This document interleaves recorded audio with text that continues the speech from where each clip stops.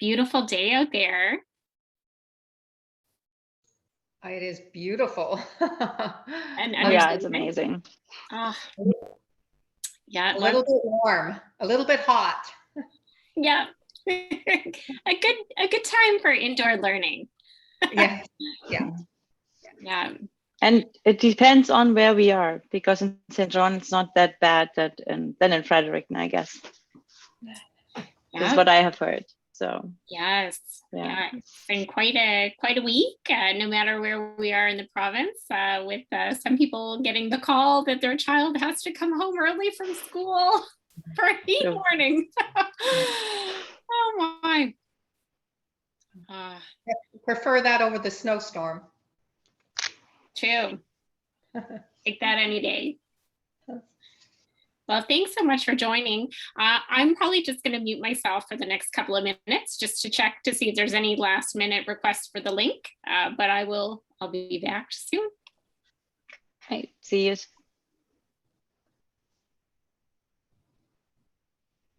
Hey, I know you. Oh, welcome. How are you? Doing great. Yeah, nice. Yeah, love it. Seeing your day. We were just talking about how we prefer seeing these kind of days versus the snowstorms. Yes, that would be true. Yeah. So my driveway is blocked with a big water vehicle that needs to go in the water. So that's exciting. That is exciting. Yeah. It's like the filthiest thing I've ever seen. Like, it's probably going to take me all weekend to clean it. It's ridiculous. But to each their own. It was cheap. What is it? Oh, we got like a 1997 little bow rider boat. I took a half day off yesterday to just like spend some time with my husband alone without our kids, which turned into a like find on Facebook immediately in the morning, being like, well, let's go look at it. And so we looked at it and it's in really good shape and it was really inexpensive. And he was like, you are the first people to message me. And then I got 50 other messages about people who like wanted him to hold it from like Nova Scotia till the bubble opened and stuff. And so we just went and we looked at it and we were like, okay. So I was like, my God, I take a half day off work and I buy a little boat. Nice. Very exciting. First world problems here in St. John. Congratulations. Yes, I know. Well, he said, the guy who sold it to us was like, congratulations. And I'm like, I heard that the best days of being a boat owner are the day you buy it and the day you sell it. So congratulations to you too. Oh. How are you guys doing? Doing well. Having a little moth problem in my house. Still? Did you figure it out? Thought we figured it out, but apparently we did not. So it wasn't the ceiling? Oh, it could have been. We took some measures up there, but I don't think we nipped it in the bud quick enough. So I looked like Rambo last night in my closet with the raid gun, spraying around. So did you call a pest person though? I'm the pest person. How's that working for you? It's not. It's time to call in the. It's time to call in the professionals. The professionals, yeah. I just have this like Ghostbusters vision of you with like a pack on your back of like whatever moth repellent is, and like. Yeah, I spare no prisoners in there. They're goners. But like the key has to be to finding like their nest or whatever moths do. Ugh. But where is it? It's like the worst kind of treasure hunt possible. Have you been up in your attic? Well, that's what John was saying. Yeah, that they tend to nest up there. So welcome everybody. It's so nice to have this incredible crowd here as we kick off the final quest for the season, and it is going to be an excellent session today. Everybody is going to leave with some wonderful insights. We are joined today by Dr. Sarah Gander, and she's going to provide us with some wonderful experiences from the New Brunswick Social Pediatric Program, her research program, and kind of lead us through some of the different challenges that they've encountered over the pandemic, which would be relevant, some of the lessons learned to all of us, and of course, to discuss some of the wonderful research that they are doing. So without further ado, I will pass it over to Dr. Sarah Gander so she can tell us more about her wonderful work and maybe some more of your background if I've missed anything. Thanks, Monique. I think I know most of the people around the table, and then Sarah Campbell's with me too, who you know is my research manager here for New Brunswick Social Ped. So I should be able to just share my screen then. So if you guys can see that okay. Do you want to just give me a thumbs up, Monique, if you guys can see that okay? Awesome. So yeah, so thanks for having us today, guys. We love talking about our work. We love collaborating with others, and don't we all wish we were in person, of course, but here we are on this beautiful day. So with obviously the pandemic being a major challenge over the last year and a half, I don't think that's the only challenge we have as researchers and groups of people who are working in a team for research. But the thing that really came to mind for me during COVID, at least, was just for those of you who are old enough to remember Doug and the Slugs, making it work. And so if I had known how to embed a sound file into this, I would have, and it would have been a Doug and the Slugs Making It Work song, because every time we kind of reached one of those challenges or those gaps where we felt like we needed to make a epic leap, it was kind of, that's what I would go to in my mind. So I thought I'd just spend a second about who are we, how have our programs been affected over the past year and a half or so, what has worked, what has not worked, and then now what. So the New Brunswick Social Peds Research Program really started as a bit of an effort to try to address some of the clear clinical needs that we were seeing in our practice, which was largely the support of women and parents of kids who had been exposed to drugs or alcohol in pregnancy. And we were really noticing that that was a big problem well before COVID, but increasingly so over COVID, with mental health issues escalating. But just really looking at how this was a niche of patient population that we felt were drastically underserved and really required a lot of navigation on our part to try to get them forward at all. And so when we advocated to have some research support for the Department of Pediatrics at the regional, that's when the Hospital Foundation gave us the money to hire, who is Sarah, but her job was to start to really have us look at some of our research goals and some of our program goals. And when we were identifying something that we really felt might actually interrupt some of the cycles of generational poverty, this is where we went to. And so, so this is not qualitative research. This is so much, because we tend to stay a little bit away from that with this patient population, just because we're doing a longitudinal study and lots of little sub-studies, particularly with our RIM students on that database. But I think we do anticipate that once, buy-in is there, and once we've built relationships, and once, the program is up and running for a couple of years, it'll be a nice place to really use qualitative research to understand the patient experience and the client experience. But for right now, that's a lot of what we do. So if you hear about PCAP, that's what PCAP is, and there are advocates who are working with them in a strengths-based, client-focused manner.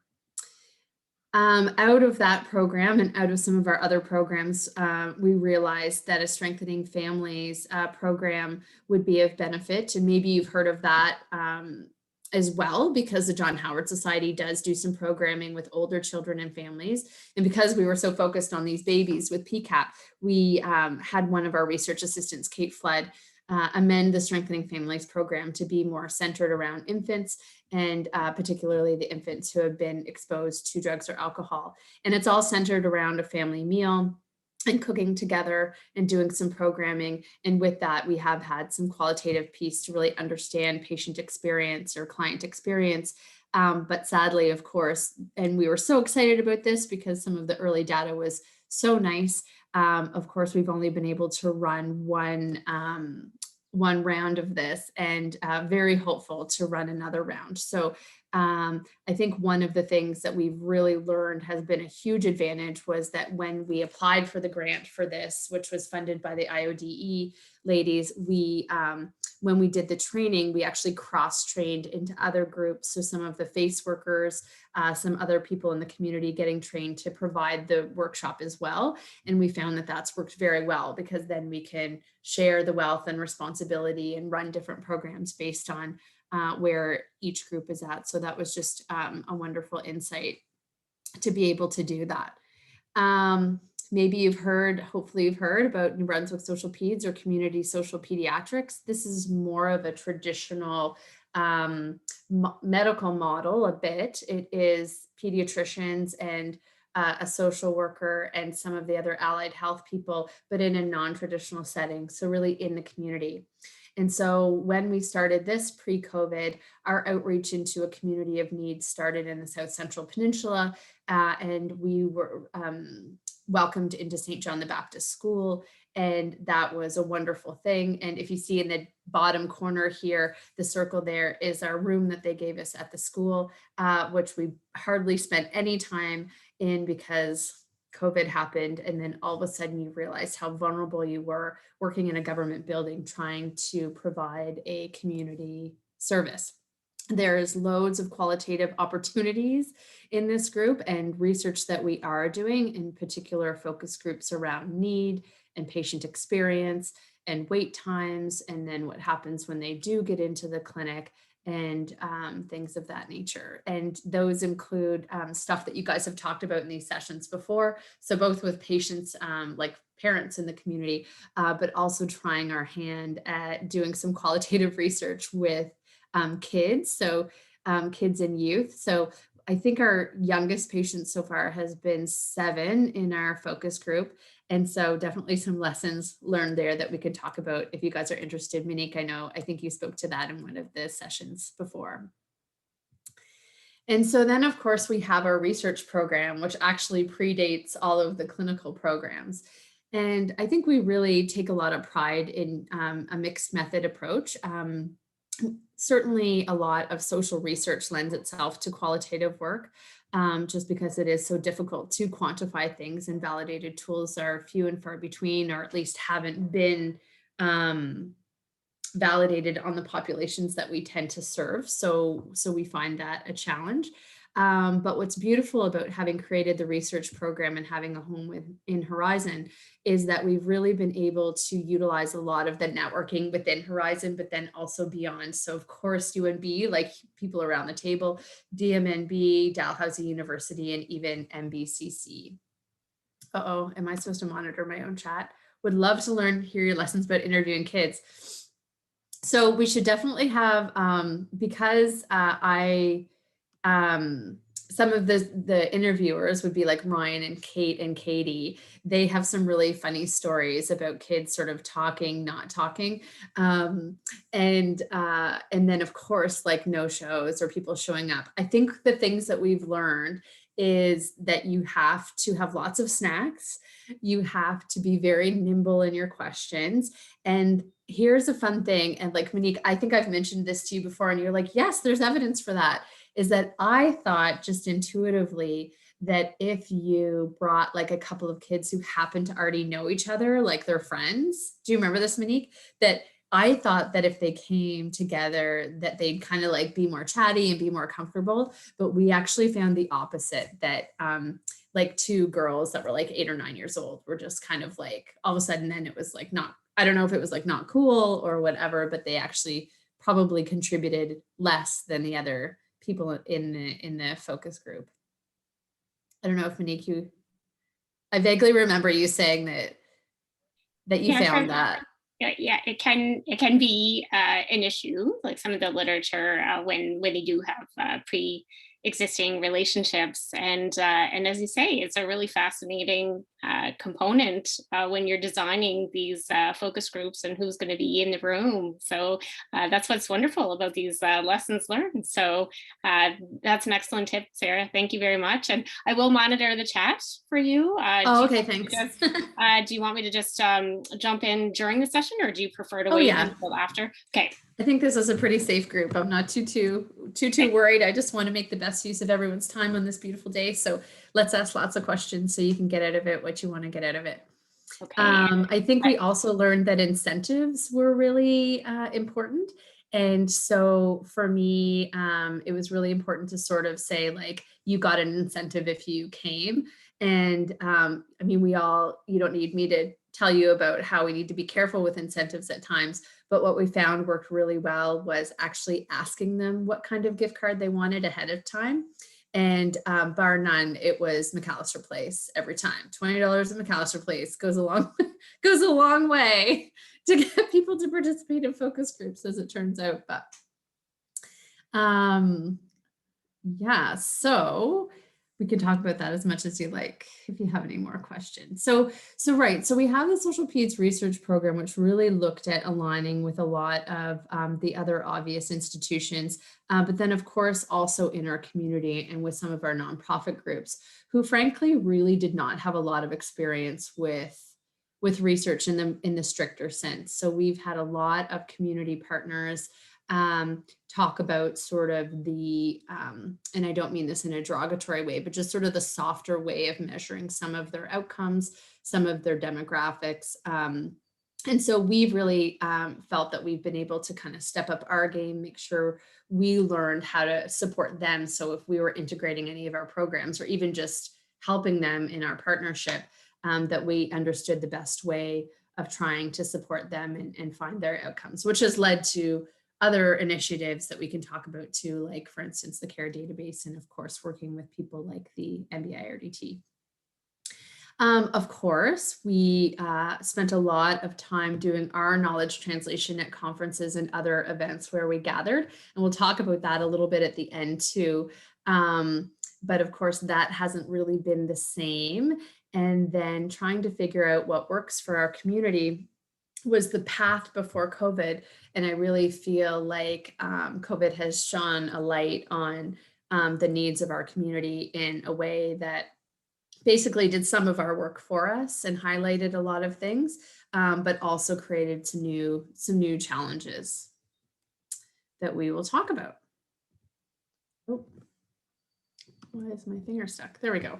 So numerous challenges over pandemic times, but really otherwise as well. So just as the pandemic highlighted some of the social determinants of health and some of the social inequity, I think, in our communities, it's also actually highlighted a lot of just the challenges of doing research in general, whether that be getting patients to participate, no-shows, just the bandwidth to be able to do extra things. And then of course, the staff and teams that we work within, granting cycles, getting people in institutions to do things for you that you are kind of their rate limiting steps, whether it's like hiring people or whatever. And so, so I just think it's been really fascinating to see some of those challenges rise to the top and learn new ways of overcoming them. So we're just going to go through a couple of challenges for fun. So challenge number one, obviously, when you create a research program and clinical and support programs for people all based on outreach and gathering, no thank you to a pandemic, because no outreach and no gathering, which meant also a pretty strict memo from Horizon saying all research had been halted. And so then it was well, my God, we have no backup for that. We have these people who are signed up for this program that are extreme, I don't like the word vulnerable, but let's say are in a position where they have expectations, and we're just supposed to stop that. So then all of a sudden it was immediately, well, what about us? Because we're doing this program, and yes, they're enrolled in research, and yes, our employees are technically research employees. However, so all of a sudden we were in a position where we really had to explain who and what we were doing. But it didn't change the fact that we couldn't really have any of those patient or client encounters. And worse than that, of course, is that like all of these things are built into like grant cycles and like, you know, I mean, PCAP, for instance, was funded by the Social Innovation Fund. So we knew, like Sarah and I know exactly when like this funding is done and that funding is done and when we renew it and what our milestone reports are and things like that. And so with no timeline of knowing when it would open up again, we just kept thinking to ourselves, like, we're just watching our data like become, well, not look good, I guess is the way to say it, despite the fact that we actually think that people would be doing much worse if we weren't able to interact with them, if that makes sense. So, so then all of a sudden we were up at night thinking, well, our milestone report is going to look like fewer people are employed during their time in PCAP. But of course, there's all these COVID consequences. So you know that you do the best that you can. So I guess the nice thing about being associated with, you know, like a quote unquote essential service is that there was the ability to still provide some service sort of under the auspices of the fact that many of these people are my patients. And so that was kind of, we were able to fix that pretty quickly in some ways. Then of course we had a lot of people working from home. So like I love this picture in the middle. The answer to your question might be here, right? Like mom is in a meeting upstairs in the wash. I don't know what's for dinner. No, in your bedroom, piece of fruit, right? Because what do our kids ask us? I need a snack. I'm hungry. What's for dinner? So a lot of our people really went to task at home trying to find innovative ways of reaching out to people, whether it was like texting or phone or whatever. And then the picture on the right, if you can see it there, was actually one of, I would say, one of the really courageous ways that our PCAP advocates reached out to families, and they arranged for some delivery of groceries and things from, I think it was Olson's, right? Like on the west side. Is that the right name? I'm not a West Sider. Who's the meat place, Monique? It was Olson's. It's Olson's. I don't know. I just lost my confidence with the name. I live down the street from Olson's. Oh, do you? Okay. So they were like lovely and would like deliver these packages of food, like that moms could like pick the meat and pick the veggies. And then the advocates would like sort it out and they let us kind of run a tab sort of thing. And then we would arrange some of the financial stuff. So it just worked really well. So this is a picture of some food that was delivered to a family, and then they were able to kind of get outside and have a picnic with their little one. So just these ideas that, you know, aren't captured in research per se in a quantitative sense and a longitudinal sense that I think that most of our outcomes are with PCAP. But I would wager or hypothesize would come out in more of an interview way of people's experience, because I think it was those small, like seemingly small things that really made a big difference for people. Oh, Karen, you like this slide of the mom in a meeting? You can steal it. I can send it to you. We're also recording. Oh, good. Okay. Yeah, you guys are welcome to as well. So, and we can facilitate to get that sent out after the fact, so you don't have to awesome. Okay. About any of that. Yeah, we'll take care of it. So then the next challenge, and so I really love this slide too, because all of a sudden we had to figure out how we were going to support our team. So obviously our patients were and clients were having challenges that we needed to support, but then our team really struggled, I think. And I say that in a super transparent way because I was certainly struggling. You know, they were working from home. These are like the plants that we pretended were our people, so we could like pretend that they were in the room and that there was other things breathing air in the room. Then because you know, our people were worried about their own health. They were super worried about their clients. Obviously very concerned about what the path was financially through the pandemic. Many of our employees are contract employees. We put a lot of pressure on them to meet deadlines that are on par with the research. And so their ability to meet deadlines was a stress. And then I think it's important to just talk about too, I mentioned staff turnover there because I think if we're going to be transparent about some of the challenges and stuff when you're doing research, it's just recognizing that the team is so important and the fit of the team is so important. So we actually had hiring we had to do during the pandemic, which again was very challenging because we're doing it in sort of this venue, like a Zoom call. And there's just something about a vibe, about being in the room with somebody and knowing if they're going to be a good fit. And like, let's face it, not everybody is a good fit for every place. You couldn't possibly be. And, we try to be very nimble, but we're also very busy and there's a lot going on and stuff. And that's just not for everybody. So all of a sudden staff turnover was very difficult and people were, fearful around the pandemic and made life changes and and stuff like that. So that became something too for us. And like, we have a big team. So just to shamelessly plug all these wonderful people that are in our lives, there's the pediatricians and our social worker up here in the left-hand corner. Below that is Sarah and Kate and Katie which is our main research and operations team. And then we have our PCAP team over here. And so you're like, oh, well, that's not so bad because they all have their own space. But then like Sarah and I have this obsession with students. And so by the time you have like RIM students and a UNB student, like some of these people, I've never been in the same room with them because of the pandemic. And we've like written papers together and like, done major projects with together. And so it's, this is just a drop in the bucket too, because we've got a bunch of new folks this summer. So we have some beautiful people that like, I think if I pass them on the street, I might be like, I think I know you, but I need to like put you in a square like the Muppet Show to understand if I know you or not, because I'm only used to seeing you on Zoom. So how do you support such a large group of people that are associated with our program in a sincere way, but also a regular way that they feel supported and that it's a safe place for them? So again, you're making it work. So despite the pandemic and despite things, you're also trying to have your team do some fun things. So we're always trying to get them to go on some kind of retreat of some kind. And we've got sort of a split bag of people who want to and who don't want to right now, because people are still uncomfortable and obviously that's their choice.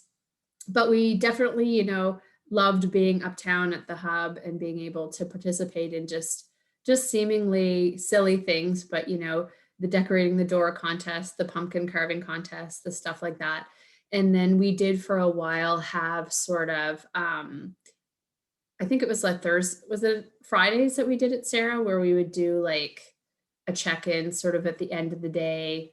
Well, when we were actually in lockdown, we were doing a half hour at the end of every day. So we did that for almost 8 weeks. And some of the days we were kind of like, let's do a work check-in. But other times we just needed to kind of chat about what was going on. And some of our folks lived alone and were not seeing any other people. So we just wanted to make sure that they kind of had that lifeline on a daily basis. So. And resisted the urge calling it happy hour. Just so people. Yeah, that was on Fridays. What's that? That happy hour is only on Fridays. Yeah. Optional, of course. So I think just like trying to figure out ways to have some lightness, to have some check-ins, to, there were lots of side conversations and check-ins on people. And some people weren't doing okay. So then how do you all of a sudden in a research program with like contracted work, which is, a challenge in and of itself, we're trying to figure out, well, are there resources for people if their mental health isn't going okay? Like what is going to happen if they need to see somebody or if they can't work, things like that. So a lot of thoughts that Sarah and I didn't really know that we'd have to spend a lot of time thinking about before the pandemic. So challenge number 3, people's lives got harder. So I when I originally did this slide, I was like, patients' lives got harder. And then I'm like, no, everybody's life got harder. So, but I think that particularly our patients and our clients, their lives got harder. And I just have like a reminder of some of the social determinants of health here. But of course, between you don't need me to tell you, but like isolation and money issues, and just even certain challenges that like came out of the blue, like a lot of our patients didn't qualify for CERB, and we told them not to do it, but they kind of couldn't help themselves and did it anyway. And then now we're helping them through paying that back. And so there's just it just shed this light on some of the some of the behaviors and inequities in our clients that we didn't have the same handle on. And if any of you conduct any kind of social research at all, of course, we're after these things, right? Like we're after the sustainable development goals. We're after trying to get to a place where we're breaking generational poverty in St. John. We are really looking at collaborating with other folks. And so when everybody's kind of not okay, and we're saying that it's okay to not be okay, you know, a lot of our time is spent taking care of each other, which rightfully so, and taking care of ourselves and taking care of trying to really help navigate some of these things for the folks that we work with every day. And so this slide about the challenges and strategies of conducting social research, I think, you know, I should have moved shifting societal influences to the top, because like, my word, that was such a difficult part. There were new rules every day. There were new, you know, ways of doing things every day. It was just very, very challenging for everybody. And so this is a slide that came out of a strategic plan that we did. And, you know, I offer it here just to comment on how complex the research is when you're working with children and families in a complex society. Again, there are people in this group on this call today who know that through Navicare, through any other programs, through just trying to understand the impact of where people work, live, and play. And all of that was obviously impacted with the last 2 years. So again, you're making it work. And so I think the biggest thing that we learned was to share resources and to share efforts. So on the side here was a much longer infographic that the Human Development Council developed, that was just things like, you know, because I think every group wanted to be like, okay, we need to know how people can get things. We need to know how they do online grocery shopping. We need to do this sort of thing. But of course, you know, why would we each invent that? And so I think it was really nice, again, to just have venues where people could talk and share resources. So, okay, this is a qualitative research session, so I want to make sure I stay somewhat true to that. But at the end of the day, how were we taught how to do qualitative research largely, or at least I was, or what was my expectation of what qualitative research was with the work I was going to be doing? It was all about gathering. How on earth are we going to understand those like nuances or get that vibe and that like talkative sort of piece around a focus group? People didn't want to meet for interviews, you know, and so the logical thing was, okay, can we do this on Zoom? So we talked about the challenges of interviewing children and youth. Then it was sort of this learning curve about, can we do this on Zoom? What are the new considerations? I think that, so we're going from our typical kind of focus group qualitative piece to the Zoom piece. I think that one of the biggest ones was recognizing, particularly with our attempts at reaching patients in the community, that technology was not reliable. Any of you who have any students who are trying to do at-home learning would know the challenges of knowing whether or not technology was going to work, whether or not their internet was going to work. Is that something now that we should put into a grant proposal? Is that something that we should be spending money on? What if they don't show up? What if the technology breaks? Does that interrupt your ability to, you know, these are all things that, you know, there's not a lot of knowledge on. And then for any of you who are interviewers in qualitative research, which I'm assuming most of you are, it's sort of like, do you feel that same kind of like back and forth with your person? Like there's a whole dynamic and vibe there that I think yields probably better results, maybe, I don't know. So we'll yet to find out. So we explored our first Zoom focus groups.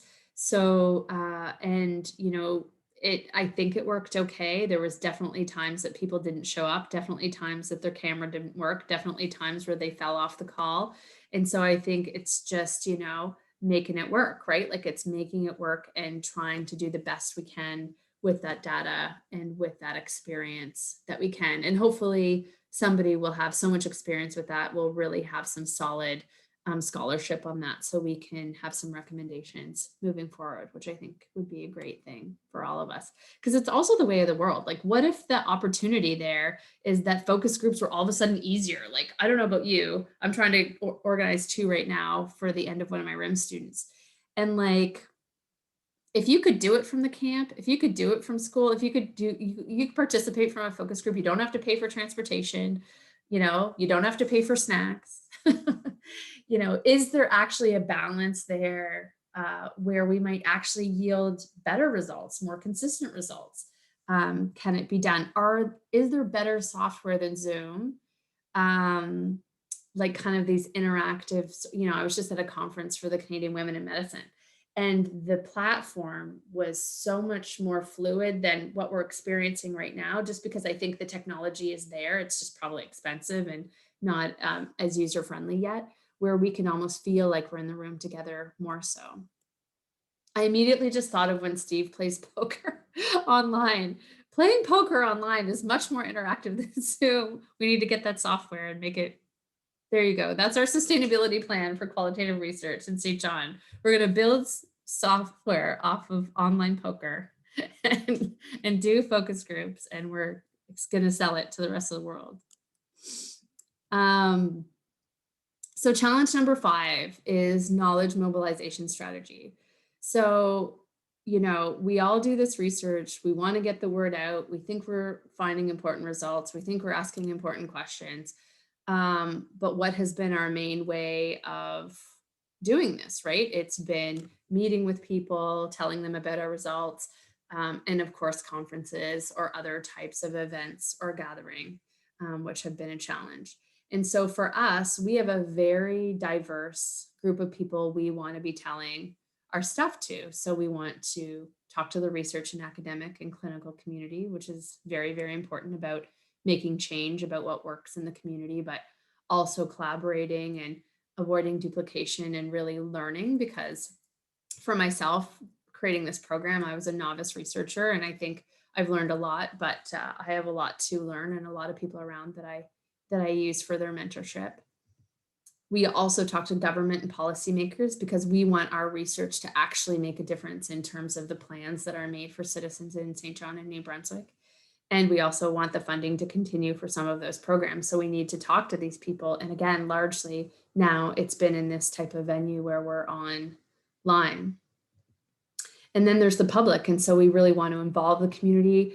Community social pediatrics is a grassroots effort. So then what can we use? So we have relied heavily on social media, but so we did a COVID-19 survey, which I'll tell you about in a minute. But I think we've learned a very powerful thing. There's a certain limit to the amount of reach that social media has. And so when we did our survey, for example, we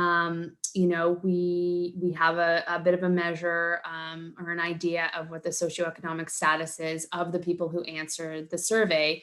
And, it's largely skewed to the sort of middle, upper middle class folks. And, we really want the voice of, people who are affected in a more marginalized way, or sort of unique groups that have unique needs that we should ask the right questions to, fill in the gap who that would be. But I think we've learned very obviously that that's something that qualitative research really lends itself to, because you have to be so overt and ask the right questions and provide a safe space to get the answers that you're looking for that actually can impact change. That really, it's about us coming out of our place to go to folks and meet them where they're at, and that's what we're all very interested in, and so it's a big limitation of the days these days. So, we're making it work. So we tried to bring our work as solutions. So we were really trying to address some of the clear needs that came out of the pandemic, like the worsening opioid crisis, the worsening mental health, trying to mobilize our data quickly. So when we went to policymakers, we could say, like, not only do we obviously want sustainability for our program, but we actually have a solution for a problem we're trying to solve right now. And so that was kind of a different approach. because I think all of a sudden we learned, okay, so this was the example, like in medicine, when you're doing clinical orders for something that happens a lot. So let's say like diabetes, somebody's admitted with diabetes. You pretty much order the same thing every time. So like in the hospital, they create clinical order sets that are just like, somebody's here with diabetes, here's the clinical order set. So when I became department head 4 years ago, it took 2 years to finalize a clinical order set. When COVID happened, we were turning them around in 48 hours. So all of a sudden, people were very willing to do the stuff that needed to be done to solve the problem. And so like I always joke and say, see, now that I know that you can do it in 48 hours, I don't want to hear any more about this taking 2 years because it's bullshit. You can do it in 48 hours. And so, but I think when you have something like, I think I know what could really help this problem in a mom or a babe or like a youth, if we have the evidence ready there, then I think that we're a really important ally in making fast change, which is really exciting for us. And we also tried a few new little things. You know, we took the opportunity to try to create a bit of a journal club and things. And so there was some fun to it too, to try to get that KT out there. So of course there's COVID lessons. Oh yeah. Just I wanted to give you a quick check-in on time. We want to make sure that am I going time for nuts? questions. Usually under. Okay. No, you're so good. No, continue on, but just wanted to make sure that we did allocate some time for questions. So carry on, and I'll be right back. So hang on. Yep, no sweat. I have like 3 or 4 slides left, I think only.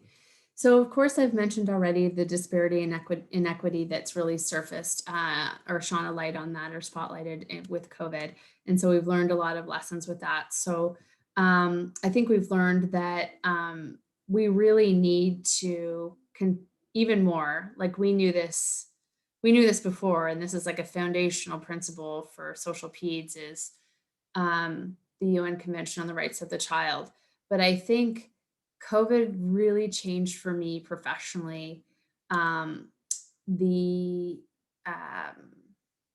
sincere need to teach people what their rights were because you know, so COVID highlighted so many things like you know, the issues for people of color. I mean, my gosh, the issues surrounding our Indigenous population, things like that. And so to be able to teach people, I think there's just so much value in that. And so all of a sudden our knowledge translation, when it was, I think, we said, you know, and of course, children and families, we want to communicate our research to. For me, that has really risen to the top. Like, of course, everything's important in terms of talking about what we're doing and collaborating.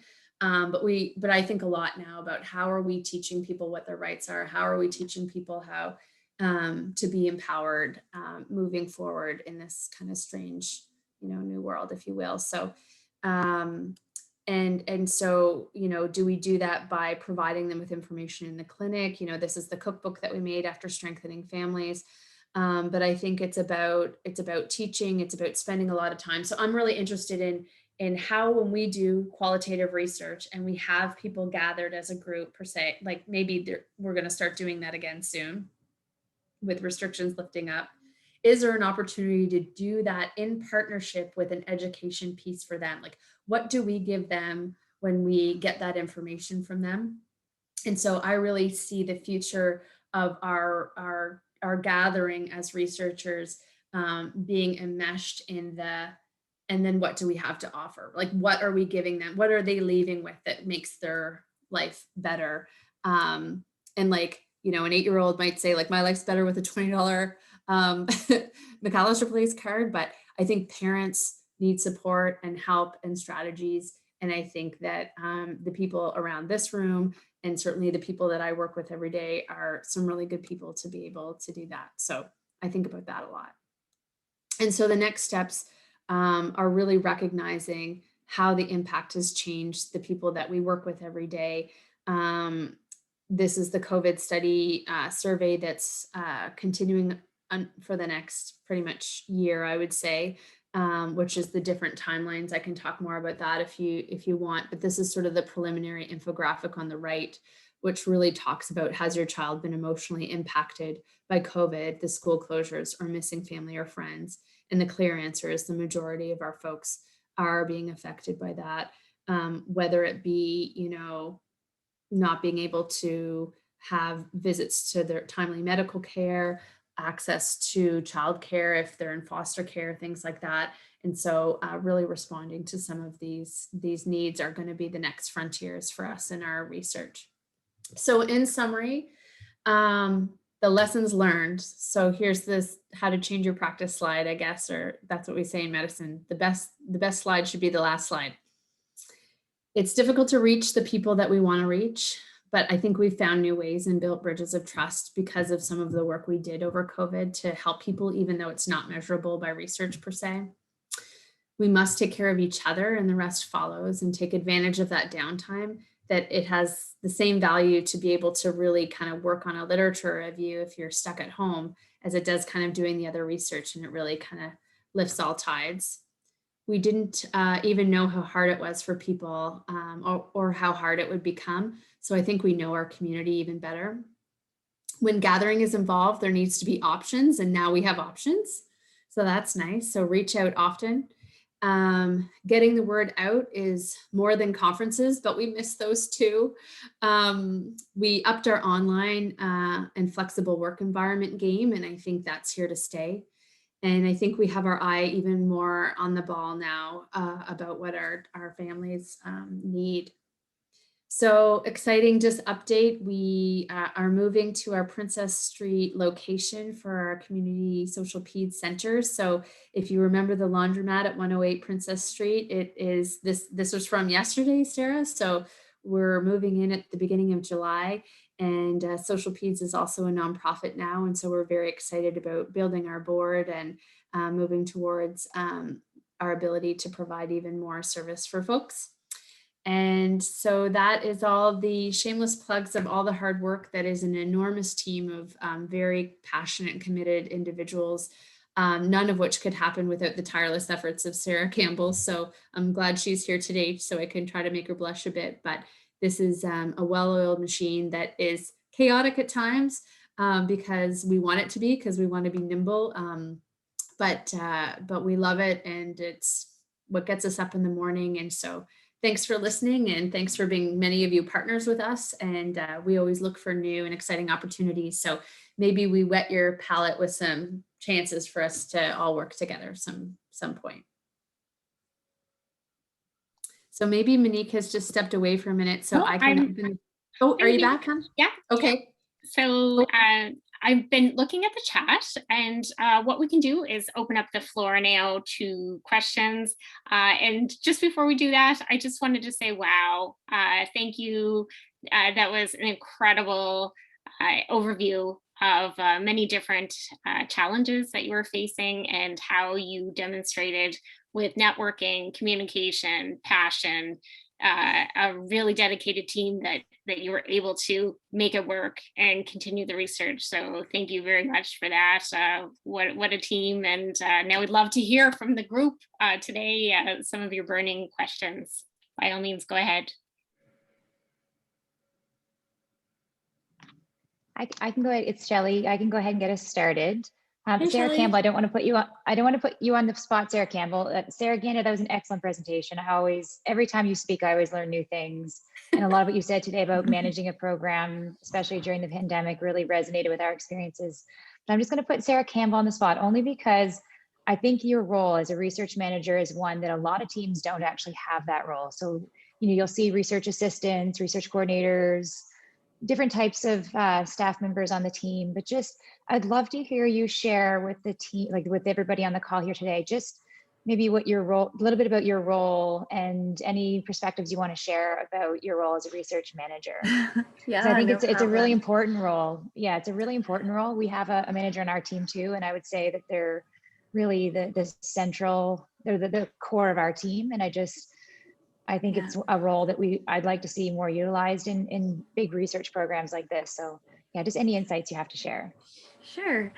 I guess I was really lucky when I came into this position because, I had some background in health research. I had already been working with Horizon, but I really was passionate about the social determinants of health. I had been working with organizations that were really talking about it a lot and trying to figure out how to operationalize that. So, when I was selected for this position, I was like, okay, finally, we're going to be able to do this. What kind of came together was really harmonious because Sarah, the work that she'd been doing in her clinical practice for, I think it was like about 10 years previous when I came on board, had built such momentum around this program and around these ideas that we're trying to, bring to life, that we basically sat down and started writing proposals and started having conversations with people. And all of a sudden it was like an out of control snowball effect. So my role has evolved a lot over the last, I guess, 3.5 years since I first started. So I do a lot of grant proposal writing, but then I'm also basically the hiring manager and the HR department. So I manage the direct report for most of our staff. We've started to build in some like middle management positions, which is really nice. So like in PCAP, there's a supervisor there. So, they report to her, then she comes to me. That's taken a little bit of the the pressure off of that, because as Sarah said, managing the team is really challenging sometimes. I do everything from, data cleaning up to, we go to conferences, we write manuscripts, we do all of those like normal research things. And so I really do everything along that spectrum, depending on who's available in the team at any given time. But then I also manage all of our budgets and do all of our resource allocation as well. So that's become an even more complex job right now, because we have the research program, but now I'm also the executive director of our nonprofit agency. And so those things are really working in tandem, and it's been a really interesting journey to, learn basically what it is to run a nonprofit. We're having a major lightning storm right now. Gosh. The flash came right before. Oh my gosh, that's crazy. Yeah, so just figuring out how all of those pieces work together is like the most exciting thing maybe that's happened so far. It's I really love it, because we're starting to build like these organizational charts that are really, really complex and have a ton of overlap, but really help us to delineate who answers to who, but also like what is everybody's role within this organization. There's so many projects happening, and there's so much research being done, but there's also programs, and the programs are kind of the heart of this organization. So as much as we love doing the research, we never wanted to just study people to death. That was never the purpose. And so we try not to do any research that isn't associated with an intervention. So that's been another part of my role, is helping to identify some of these other interventions that are working in other places and bringing them here, so that we're not reinventing the wheel. We're using evidence-based practice and implementing that here in St. John, and then figuring out how to adapt it and how it's working for our people. So, that's a really quick overview, I guess. I mean, I love this position. I can't imagine ever doing anything else. It's different every single day. So right now we have 9 students doing 5 research projects, and then other ones that are working on volunteer and outreach coordination. We have an MBA working on a revenue development plan for us. We have 2 students working on a communication and marketing plan for the organization. So there's so many things to consider, and it's just, very fulfilling, very interesting, and ever changing. I don't know if that answers your question, but even beyond what I was expecting, that's so helpful, Sarah. And I can attest to the importance as well. So our program manager has been on maternity leave since October. So Allison and I have been sharing the responsibilities because we can't really rehire just the way the contract and everything works. So we've definitely seen the important role and the many tasks, and most of which you've just mentioned here. So thanks for sharing that with everyone else. I think it's really valuable for people to learn more about the role of a research manager. So thanks for that.